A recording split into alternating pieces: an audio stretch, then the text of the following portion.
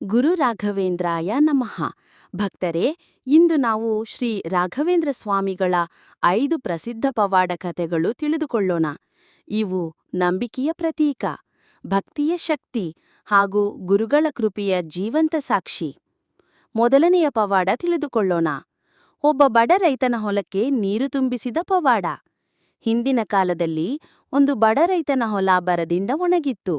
ಕುಟುಂಬ ಹಸಿವಿನಿಂದ ನರಳುತ್ತಿತ್ತು. ಅವನು ಮಂತ್ರಾಲಯ ಬಂದು ರಾಘವೇಂದ್ರ ಗುರುಗಳ ಮುಂದೆ ಕುಳಿತು ಕಣ್ಣೀರಿನಿಂದ ಪ್ರಾರ್ಥಿಸಿದ.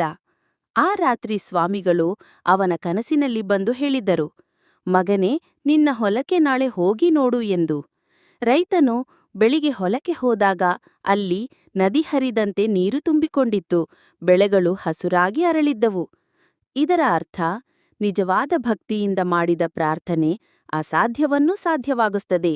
ರಾಯರನ್ನು ಭಕ್ತಿಯಿಂದ ಪ್ರಾರ್ಥಿಸಿ ನೋಡಿ, ಕನಸಿನಲ್ಲಿ ರಾಘವೇಂದ್ರ ಸ್ವಾಮಿಯವರ ದರ್ಶನವಾಗುತ್ತೆ. ಈ ಪವಾಡ ಇಷ್ಟ ಆದಲ್ಲಿ ನಮ್ ಚಾನೆಲ್ ಸಬ್ಸ್ಕ್ರೈಬ್ ಮಾಡಿ. ರಾಯರ ಆಶೀರ್ವಾದ ಒಳ್ಳೆಯದಾಗಲಿ.